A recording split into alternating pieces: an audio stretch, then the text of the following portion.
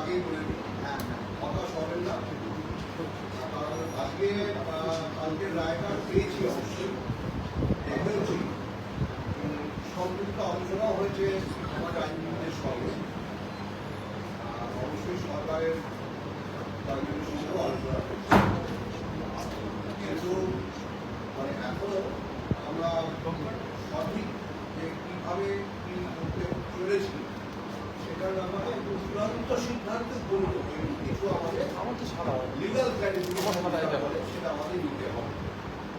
আমরা কালকে যে শীর্ষ আদালতের যে রায় পেয়েছি অবশ্যই একটা কমপ্লায়েন্স করব, এবং সেই মর্মে সরকার থেকে আমরা একটা চিঠিও দিয়েছি যে আমাদের অনারেবল সুপ্রিম কোর্টের রায় নিয়ে নিয়োগ প্রক্রিয়া শুরু করবার পদক্ষেপ গ্রহণ করবার জন্য আমাদের সরকার থেকে আমরা চিঠি পেয়েছি, এবং অবশ্যই সেটা আমাদের কাজটা দ্রুততার সঙ্গেই করতে হবে।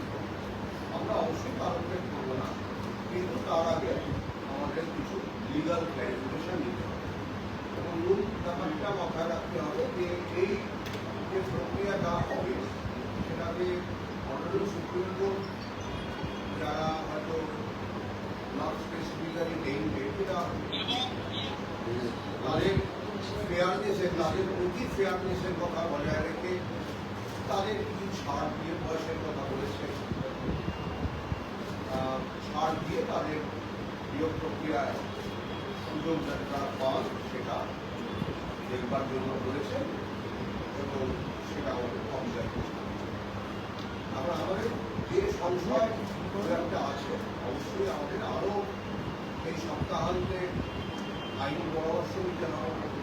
যদি সেটা আইনি পরামর্শটা আমাদের আইনজ্ঞের সঙ্গে কথা বলে নিতে যায়, হতে পারে যে সেটা আমি এখন কিছু বলতে পারবো না।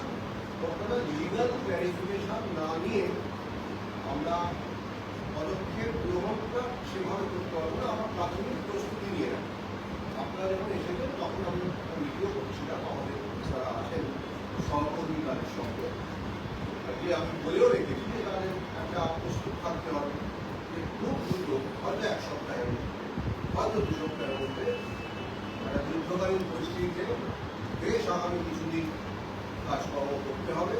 মোটামুটি কি ধরনের কাজ করতে হবে, যে কোনো নিয়োগ প্রক্রিয়া, মানে আইনটা জানি করতে হবে, যে কোনো নিয়োগ প্রক্রিয়াতে কিছু কাজ করতে হয় সেই রকম কাজ করতে হয়। এইটাই হচ্ছে আমার আগের ভাবনা, যে আমরা অনারেবল সুপ্রিম কোর্টের রায়টা পেয়েছি, অবশ্যই পেয়েছি, সবাই পেয়েছি। আমরা সরকারের থেকে একটা চিঠি পেয়েছি, আমরা কমপ্লায়েন্সের দিকে অবশ্যই যাচ্ছি। কিছু লিগাল ক্ল্যারিফিকেশনের প্রয়োজন আছে, এবং আমাদের যেটা আর কি লার্নিং ক্যান্ডিডেট